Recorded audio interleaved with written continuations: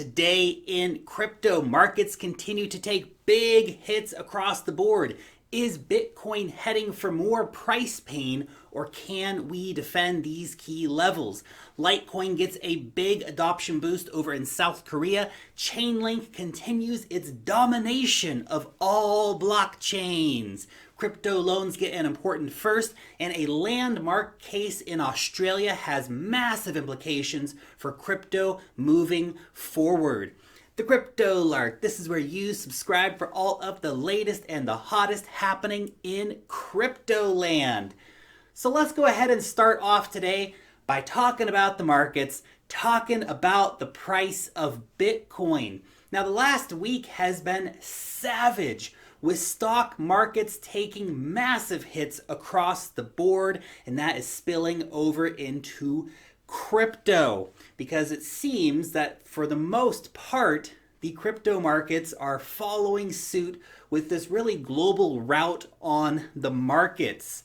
Now let's dive into the charts here and take a look at some of the larger time frames to start off with. We can see here Bitcoin defending the 20-week moving average, with the new weekly candle opening just above that key trend line. Now, if we do lose one of these, really what is now a final line in the sand for the price of Bitcoin, then we may see a breakdown to a support zone around $7,700. And if that breaks, then $7,200 could be in play for the price of Bitcoin.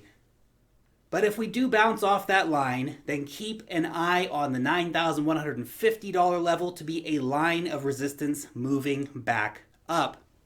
Now, over on the daily, Bitcoin has now moved into a very bearish zone with a painting of the third candle under the 200-day moving average. Now, the 200-day has at this point flipped from our area of support to an area of resistance.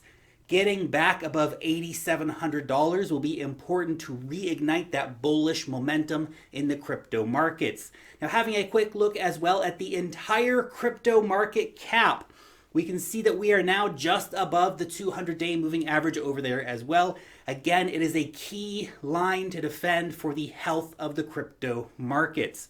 Breaking below that line could lead to a lot more pain, especially for altcoins, as investors would be likely to flee their money back into the major cryptos, particularly into Bitcoin, as they ride out the storm.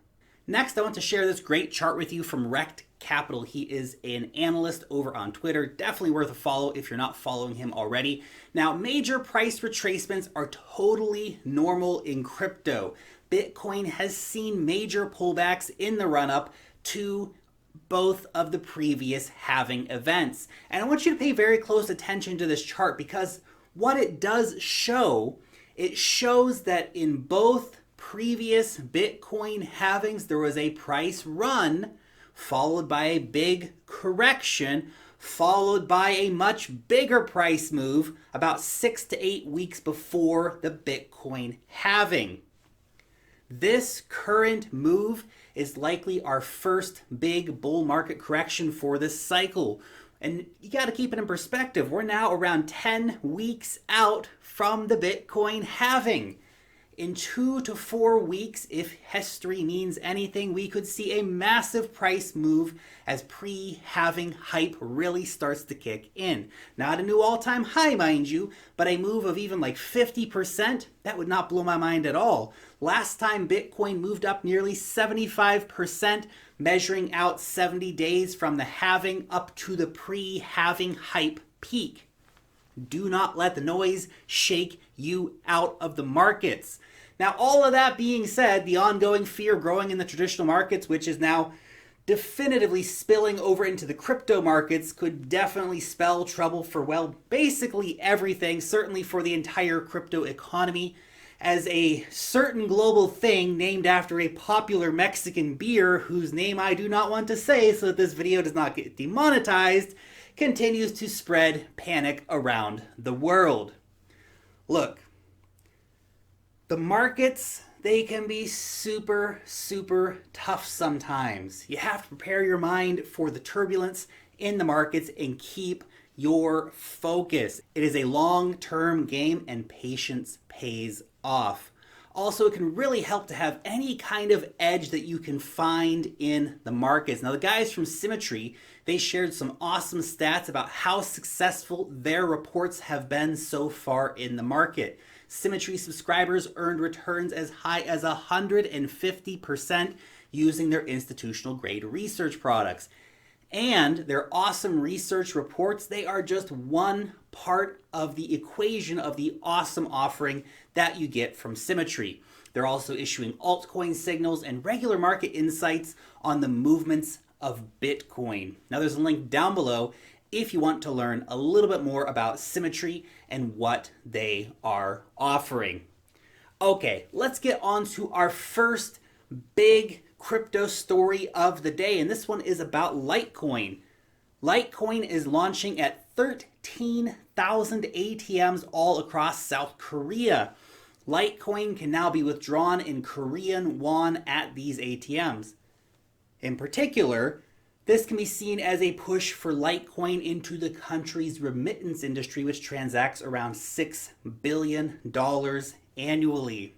More crypto adoption, it's always a good thing. And 13,000 ATMs adopting Litecoin, that is a very significant step towards our end goal of mass mainstream adoption. So very cool stuff from the Litecoin Foundation. Now let's see, of course, how many people are actually going to use that service. That's the next question, but time will tell how that plays out. Next up, Chainlink. Chainlink continues its mission of blockchain conquest with two very big announcements this week. The first is that Polkadot will integrate Chainlink's oracles into its interoperability platform. In particular, it will leverage Chainlink's oracles for its parachain technology that is designed to be a bridge between different blockchains. So of course, this just places Chainlink ever more at the center of a continually growing web of blockchain interoperability. And the other bit of Chainlink news is that Ethereum Classic Labs has announced their collaboration with Chainlink as well, of course, to bring decentralized oracles to the Ethereum Classic blockchain. All chains everywhere will bow down to the power of the Chainlink. Chainlink. Okay, but seriously, can we just stop here for a moment to appreciate the Chainlink community? I mean, seriously, those guys make some of the best memes in crypto, and they continually do it. So many excited enthusiasts for Chainlink out there. Community, as always, is just so super important for any coin to really have long-term success, and Link has certainly managed to gather together all of the ultra nerds who are just way too into trusted data feeds. Keep it classy out there. You guys do you. Chainlink, man. Chainlink. Anyway, moving on. February was a great month for decentralized exchanges. Here is a sampling of the volume on some of the top decentralized exchanges in crypto. Now, a few of these did over $100 million in volume in a month. This doesn't account for all decentralized exchanges, but just some of the top ones. And yeah, of course, they're still way behind the centralized exchanges. But this is a really great trend to see, with people increasingly choosing to swap tokens using decentralized services. Decentralized exchanges have for way too long suffered from the low volume curse, if you will. But it seems that more and more people are actually starting to adapt and to use these decentralized, frictionless, non-custodial services. They are the future of crypto trading after all, so why not start using them today? Very cool stuff anyway.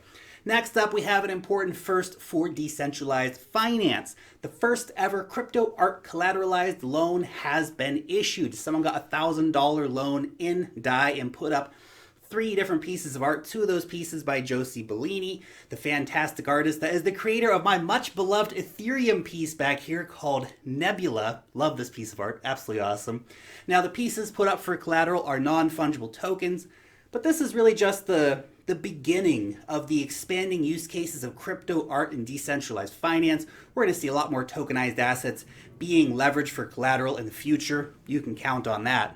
And of course, I'm super stoked to see Josie and her art being involved. She makes amazing stuff. If you want to check out some of Josie's art pieces, then go to josie.io, josie.io. You can check out some of her stuff over there.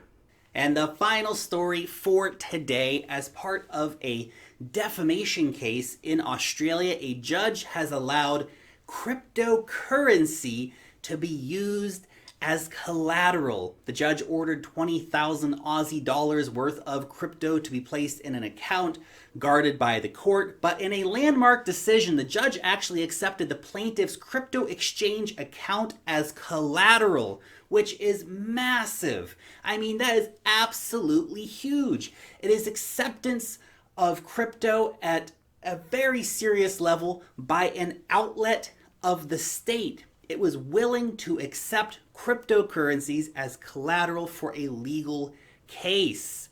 Not long, of course, until it spreads to other areas of acceptance. We've got all these little stories all around the world, but these early use cases, they are so important in setting that precedent that other countries can look to and then carry on from. So good work, Australia. Very cool to see it happening. As these precedents continue to build, crypto just keeps becoming more and more just a normal part of life and normal part of everything that goes on. It'll just be old hat in a few years. Adoption is coming. Be ready. Before you know it, all this stuff's just going to be done directly on the blockchain anyway. We have smart contract escrows set up and all that jazz. We're still just in the early years of this, but wow, super, super exciting. The future is here now, today, yeah! Anyway, those are just my 2 Satoshis. Question for you for today. Do you think that this story out of Australia is actually that important?